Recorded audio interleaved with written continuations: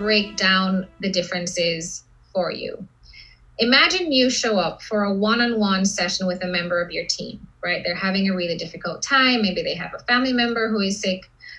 Maybe their wife has just been laid off or their husband has just been laid off. Empathy would be to share the suffering with that person, right? Oh my goodness, that's tough. You must be panicking. And you probably say this to them because you're panicking for them, right? Compassion, on the other hand, would be the motivation to see that suffering be alleviated. The difference here is that empathy is an emotion, right? It's the experience of what they are experiencing. Compassion, on the other hand, is intention, right? I want to see your suffering alleviated, right? It's like, imagine seeing someone in the middle of a lake in a boat of suffering, right? They are in a boat of suffering. You jump in your boat, you row out to them in the middle of the lake, right? Empathy is jumping in their boat of suffering and sitting in that state of suffering with them. Compassion is saying, hey, how's it going? Everything okay? Do you need me to tow your boat back to shore? That's compassion, right? You're still giving your heart to that person in the moment, but you're not sitting in the sorrow or the suffering with them, right? You're not taking on the burden of their emotional experience. And what we see from the science is that it actually shows up in different parts of the brain. Empathy shows up in the insula and anterior mid-cingulate cortex, right? This is the older part of the brain that's connected to our ability to feel sensations and emotions. Compassion, on the other hand, shows up in the prefrontal cortex. That's the newer, more evolved part of the brain that's connected to executive functioning, which we talked about earlier. And so from a leadership perspective, what this means is that empathy can actually lead to distress, to burnout, to impulsive actions, to very biased decisions even, right? And what the research has shown is that we tend to empathize more with those who are close to us and those who look like us, which makes it difficult for us to see, to appreciate, or even to understand the experience of those who are different from us, right?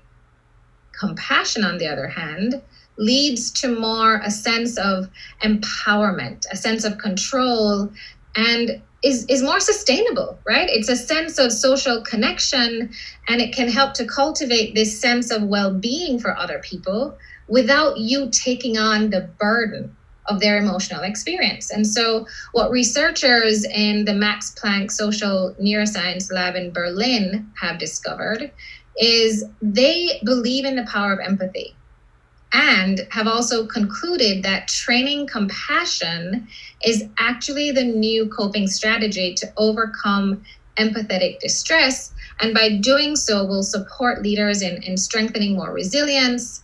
And let me tell you, in this moment, our resilience is being tested, right? So what you want to do here is to avoid the empathetic hijack.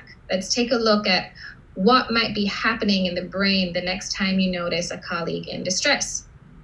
Because you are human and you have a mirror neuron circuitry in the brain, this is where you can recognize facial expression. You can see that the person is in pain just from the expression on their face. It's like seeing someone fall and feeling embarrassed for them, right? That's the mirror neuron. So when we see that someone is having a difficult time, based on the facial recognition, the brain is triggered to feel the emotions that person is feeling and is basically hijacked to take on this suffering, right? And as you do this repeatedly as a manager, you're having conversations with your team and you're hearing all the challenges that they're going through, right? It can lead to empathetic burnout. And this is really common amongst frontline workers and frontline managers. And so to avoid this, it's important for me to highlight here that you still need that empathy, right? You're still able to activate your facial recognition to even recognize that the person is going through a difficult time, so that you can sense what others are feeling. You can sense that there is something off here, right? But then you move into rational empathy. This is where you actually take a step back, you slow down, you show them that you understand, hey, I can see that you're having a difficult time, right? And you can sense this from their facial expressions, their words, their body language.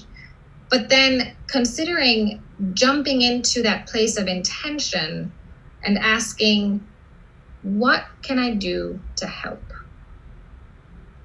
What help can I support you that would be a benefit for you right now? It's only when you do that can you really be in a position to apply compassion and not be overcome by empathy. Because sometimes helping could just be a coaching conversation.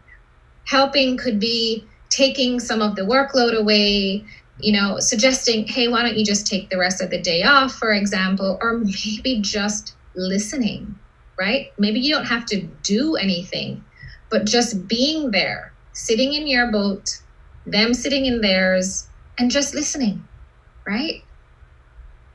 Actions can take many different shapes and forms, and it doesn't necessarily mean that you take on the burden of solving their issue, right? It just means that you demonstrate that you have an intention to support them in alleviating their suffering.